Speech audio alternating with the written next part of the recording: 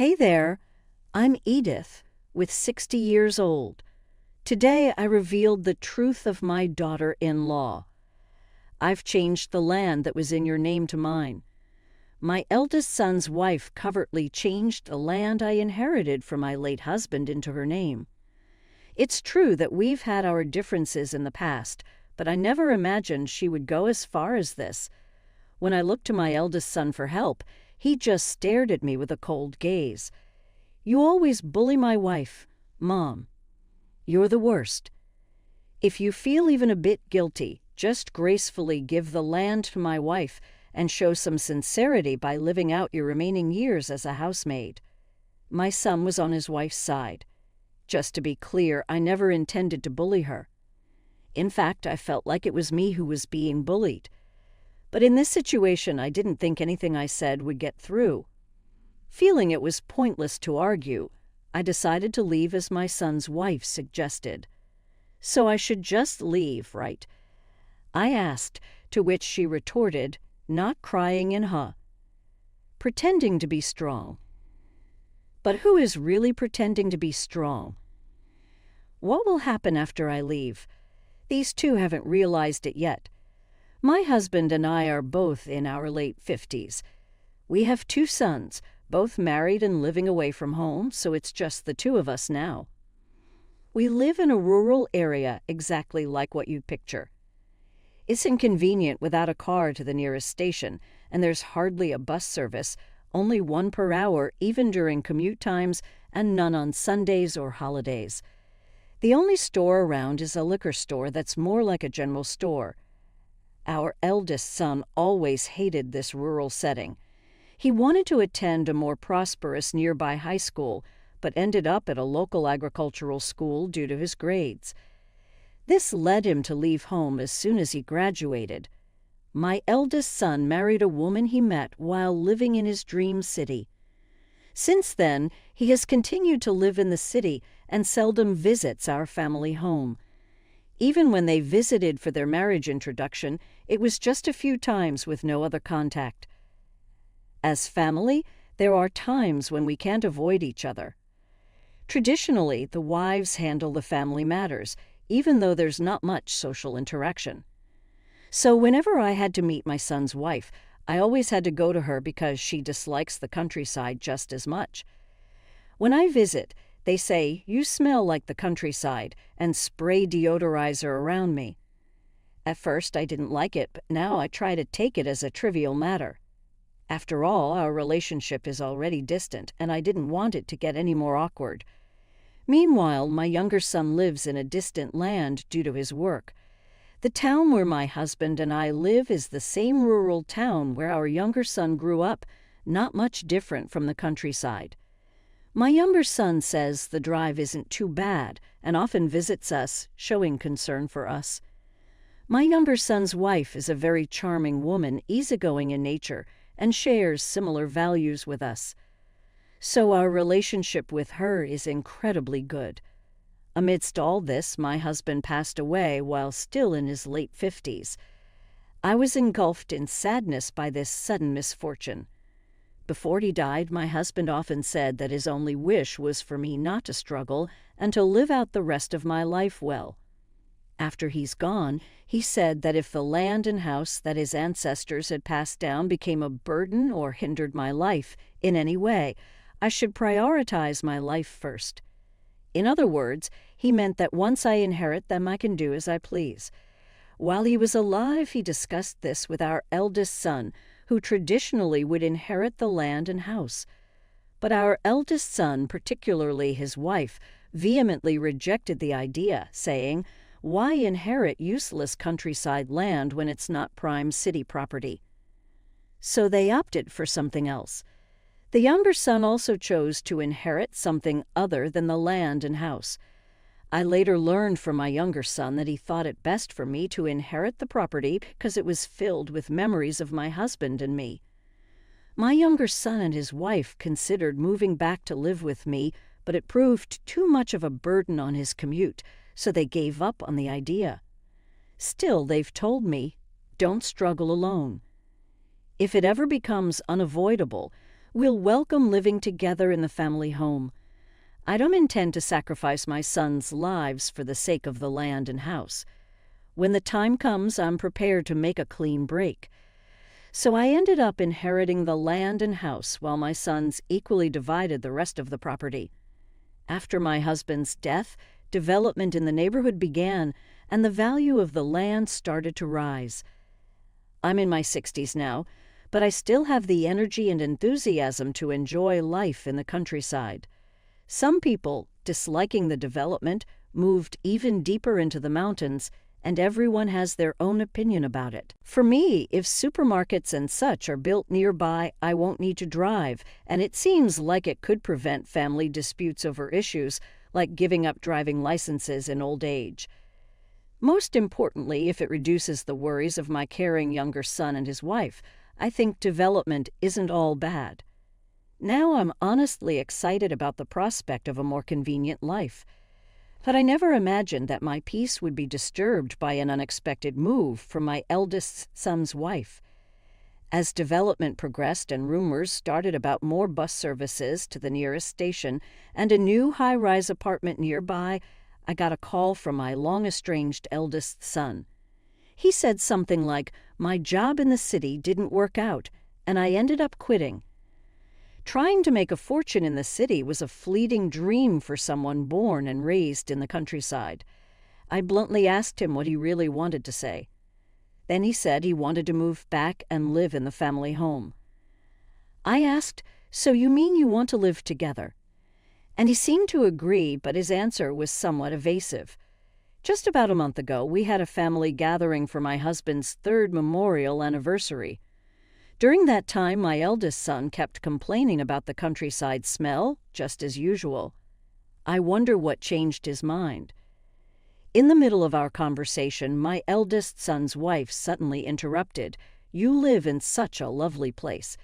If there's going to be land development and modernization, you should stay. Trees in the mountains have been cut down, improving the view.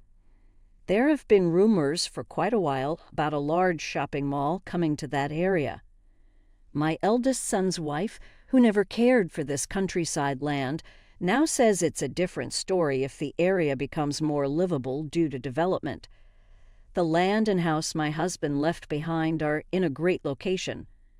Besides the place where our house stands, I also inherited the mountain behind our house. For my husband, will there be land purchases for the development? Are you selling the mountain behind?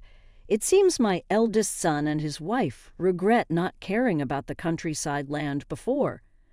Now, unable to ask for the land, they are cozying up to me, probably hoping for a share of the money if I sell the mountain.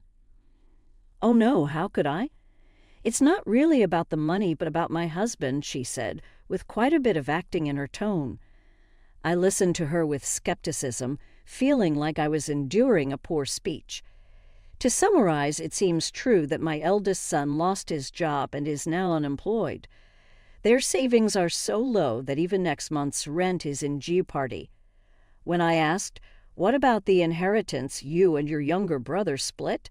she said they'd rather not touch it if possible. Since my husband's 3rd memorial anniversary just ended, she wants to ponder a bit more about how to use the remaining money. But if they're struggling, I thought they should use it. I held back from saying that, as it might be taken as cold-hearted. Struggling to pay for gas and electricity after rent, my eldest son's wife tearfully appealed, "Please let us live with you." "So you're going to live in the countryside.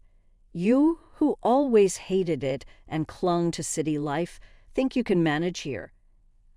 I asked my eldest son if he planned to find a job in the countryside. I also suggested it might be better for him to find work in the city. I couldn't imagine my eldest son, who left for the city as if running away, now accepting a rural life. He said, "It's a matter of survival. We might soon struggle even to eat, so I need help." Until the end, he didn't clearly say whether he would look for work in the city or the countryside. So I set conditions. Living together would be temporary, just until he finds a new job. I also added that he must work, even if it's just a part-time job. With the land development here, there were plenty of short-term job opportunities. I thought he would be hired if he wasn't picky. I figured that taking care of them for about half a year would save up some money and allow my eldest son and his wife to restart. Marriage is about helping each other. Naturally, I expected my eldest son's wife to work outside, even if not every day, to contribute to their fresh start. However, when we actually started living together, my plans fell apart. True to his word, my eldest son spent his days job hunting. He looked for jobs during the day and worked as a security guard at a construction site in the evening. At first, my eldest son's wife seemed cooperative. But as he started spending more time away for job hunting and work, she suddenly changed her attitude. Ew, this is so annoying. I can't deal with this shopping with a pickup truck. It's just too much for me. Shopping had become a once-a-week affair, and a pickup truck was more practical for that purpose than a fancy city car. It was my eldest son's wife who had initially offered to do the shopping. But after going once, she refused to do it again, saying it was embarrassing to use a pickup truck. When my eldest son was around, she'd say things like, "The food I cook is delicious," or, "I want to learn, please teach me." But when he wasn't there, she'd say the complete opposite. I can't stand this country-style cooking.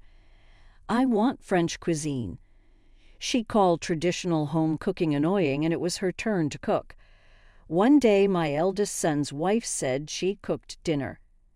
So, believing her, I went to tend to the mountain behind our house. Regular maintenance is necessary to prevent the mountain from becoming overgrown. Especially important are things like seasonal changes and leaf removal. Since my husband passed, I've been hiring young people from the village to help. But I couldn't always leave it to others, so I occasionally checked on it myself. After a tiring afternoon, I returned home to find it dark and locked, unable to get in. I couldn't reach my eldest son's wife on her phone. And just as I was wondering what to do, my eldest son returned. As I was explaining the situation, my eldest son's wife arrived, and I asked her why she'd locked the house and where she'd been. "How could you?" "I did exactly as you asked and went shopping, and now you forget," she retorted. She then explained to my son that I had demanded an unreasonable dish and threatened to kick her out if she couldn't make it tonight. I hadn't said any such thing and didn't even know she'd left the house. But my son took her side without question. Just because we're living together reluctantly doesn't mean you can bully my wife. She's not used to country life. It's impossible to find ingredients for fancy cooking here. He accused me of intentionally making things difficult for his wife. My son and I had our differences and had argued before. But being unfairly scolded like this was a first. Even though he was my son, he felt like a stranger, which was sad. I didn't expect him to always take my side. But in a good marriage, husbands usually side with their wives. My late husband always sided with me, but always listened to both sides, which kept our relationship with my mother-in-law smooth. But this one-sided belief in his wife's words and yelling at me was something else. Suddenly my son got angry and said, "Fine, you make that fancy dish yourself and eat as much as you want. I'm going out to eat with my wife," and he threw the house keys at me before leaving. When I entered the house, nothing had been done. It was just as I left it in the morning. I felt so frustrated and couldn't stop crying. But there was so much to do that I ended up doing the chores while crying. The other day, the owner of a diner where my eldest son had eaten out asked me, "Is everything okay with your eldest son and his wife living with you?" This diner is the only one in the area, and we used to go there as a family when the kids were little. It's run by a childhood friend of my husband's, and my eldest son knows his dad was fond of this place. It seems that my son and his wife were bad-mouthing me there. I got the impression that it's mostly the daughter-in-law feeding these negative thoughts to my son. I didn't go into details, just thanked the owner, saying, "Thanks for letting me know." The owner said, "If you ever need anything, feel free to ask for help," and thankfully didn't pry too much. But he did seem sad, saying, "To think that the eldest son, who I thought of as my own, would just swallow his wife's words. Do people change that much when they move to the city?" After this, I decided not to expect anything from my daughter-in-law. If my efforts to get along don't get through to her, then it's just a waste of time. It's better to spend that time and effort doing household chores myself. If I retaliate for what's been done to me, I'm no different from her. As usual, I prepared meals for 3 and did the laundry for 3. No matter what my daughter-in-law did, whether she took it for granted, thinking she had me cornered, or felt lucky about how things turned out, she continued to stay with an air of entitlement. Then one day my son said something unbelievable about the land and house in your name. "I'm changing it to my name." He showed me the documents, saying they were all ready. But he didn't let me get a clear look, so I became suspicious of his wife's story. Having seen the necessary documents for a name change many times from my husband, these looked obviously fake to me. When I asked his wife, "Is this real?" she snapped back, "Of course it is. From now on, I'll be the boss here. If you don't want to be kicked out, you'd better show some remorse for how you've treated me as your daughter-in-law. How about continuing as my personal maid? If not, you're welcome to leave." Her confident attitude made it seem like she believed the documents were real. I confronted my son, asking, "What's this about?" He retorted, "If you can't keep the promise of living together, then you should be the one to leave." I tried to reason with him, but he accused me of being the first to break our agreement. It's shameful to be raised by the worst mother who bullies her daughter-in-law. If you feel bad, just retire and leave everything to your son. You shouldn't take out your hatred for me on my wife. It's the lowest thing to do. Aren't you embarrassed being a grown woman acting like this? It seems my daughter-in-law convinced him that I hate my son and therefore treat her harshly. The daughter-in-law, having heard from my eldest son about our differences in values and how we never really got along, probably used that to her advantage, since my relationship with my eldest son wasn't great to begin with. It must have been easy for her to make it worse. I realize that nothing I say to my son now, no, anything I say, he won't believe. I felt it was a waste of effort to persuade him and remembered my husband's words. "All right, I'll listen to everything you two say, but give me a week to prepare." My daughter-in-law was reluctant, but my son agreed. I needed a week to sort out what to take with me, find a new place to live, and handle other necessary arrangements. A week later, as promised, I left the house. As I was leaving, my daughter-in-law taunted me with a triumphant look, "Get out already."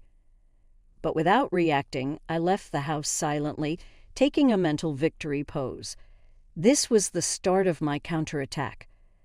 I was looking forward to what would happen in a month. A month later, as I expected, I got a call from my eldest son's wife.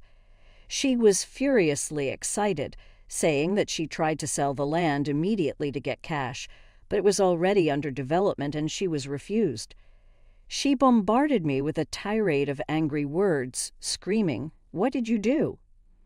In reality, there had been talks about selling the land along with the hill behind it as part of an area development plan.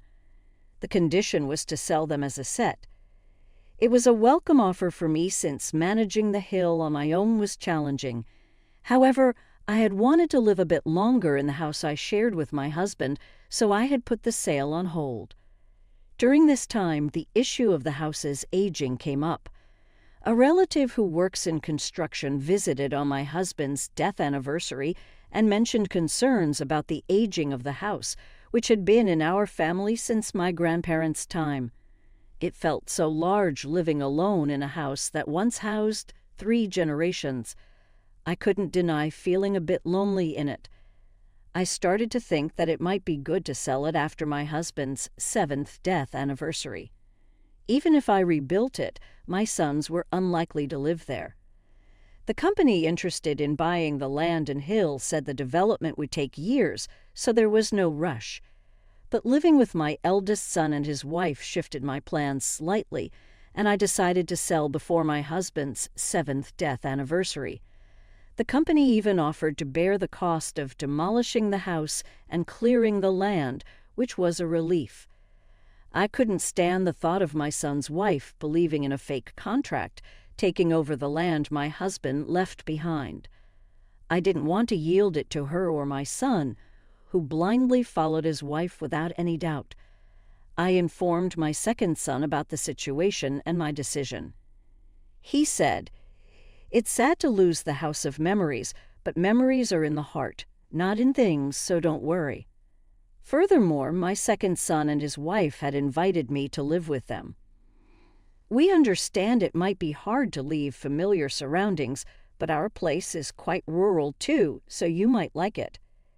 Touched by their kindness, I'm now living with my second son and his wife. I ignored my eldest son's wife's rantings, ending the call and blocking her number when appropriate. Later, my eldest son, having asked relatives about my whereabouts and finding me, came to my second son's house begging me for help. I almost sent him away thinking it was too late, but he began to confess. It was all orchestrated by my wife, he said. He then told me everything that happened after they drove me out. This all started when my eldest son's wife's friend introduced her to a judicial scryer. Trusting her friend, she believed everything the scryer said without question, including that she could change the land and house from my name to hers just by paying a small gratuity, which was even less than half the going rate. Thinking she'd come into a lot of money soon, she decided to cover any shortfall with my husband's inheritance. On the appointed day, the friend and the scryer prepared the transfer documents and gave them to her, and she, without any doubt, believed them to be genuine and paid the gratuity. Once all the preparations were done, she explained everything to my eldest son when he returned from his part-time job. Tired as he was, he didn't think deeply and trusted her because she said so. If you think about it, it's absurd that the wife of a living son would become the owner of his family home. It'll be more convenient for your mother if it's in my name, as fellow housewives protecting the same home. We can have an open and honest discussion. Convinced by such seemingly reasonable words, he ended up agreeing. While my son was busy with job hunting and his part-time work, she meticulously planned to drive me out, brainwashing my son in my absence, and successfully made him do her bidding. However, when she triumphantly went to sell the newly acquired house and land, she was told it was impossible because it was already being developed. Panicking, she tried to contact her friend and the scryer but couldn't reach them.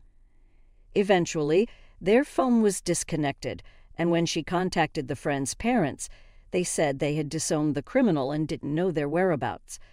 That's when she found out her friend had been committing fraud repeatedly and had become a criminal. She later learned that several of her former classmates had fallen victim to this friend.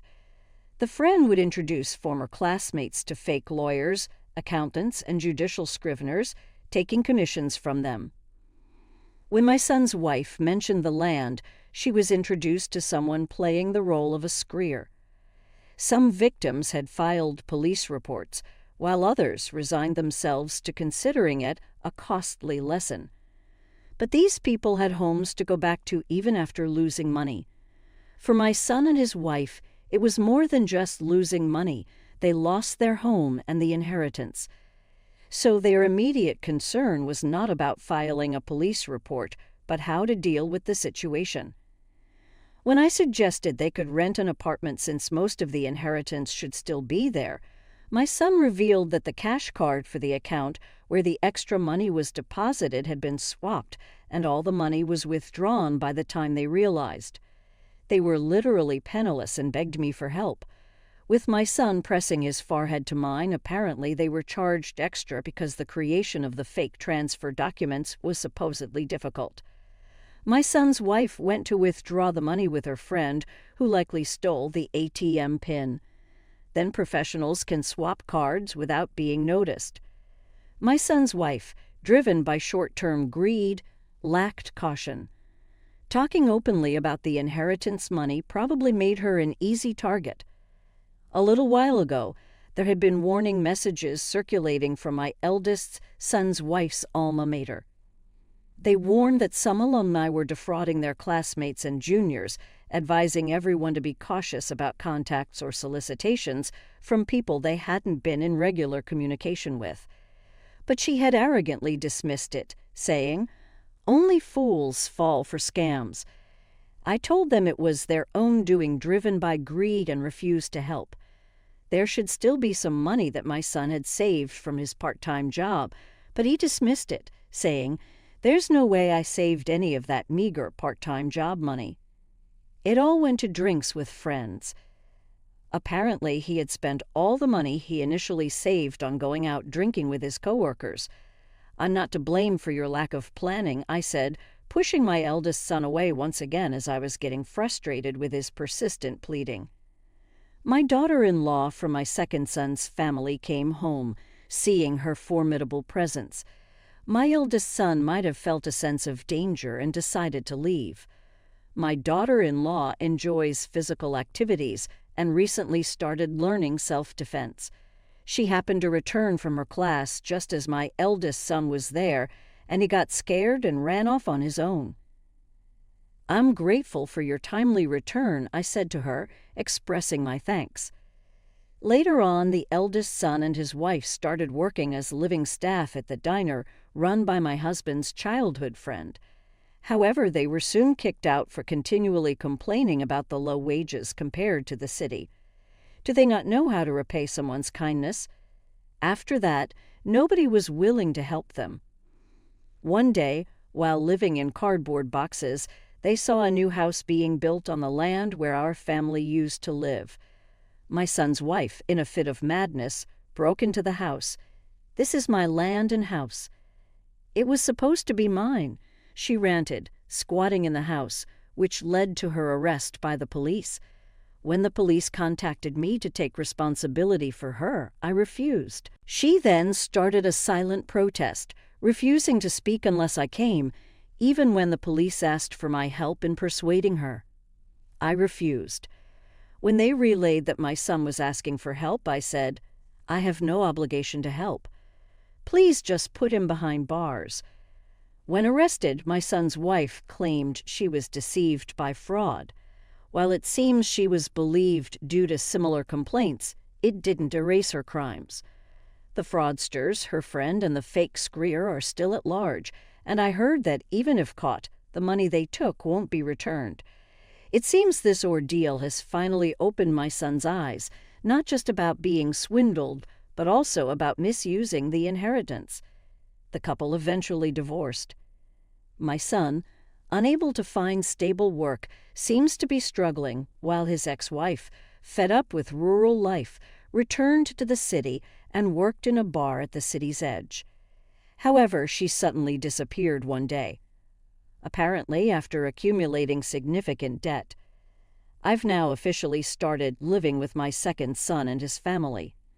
Initially, our cohabitation was on a trial basis due to the situation with my eldest son's family. I didn't want to be a burden to my daughter-in-law. But living together turned out to be harmonious. We can speak our minds without tension, and my daughter-in-law, who is not overbearing, and I get along very well. We share similar tastes in food, exchange recipes, and enjoy our days together. Our relationship is so good that neighbors think we're actually mother and daughter. As my husband wished, I'm now enjoying the rest of my life with my second son's family. I visited my husband's grave, looking forward to sharing these stories with him.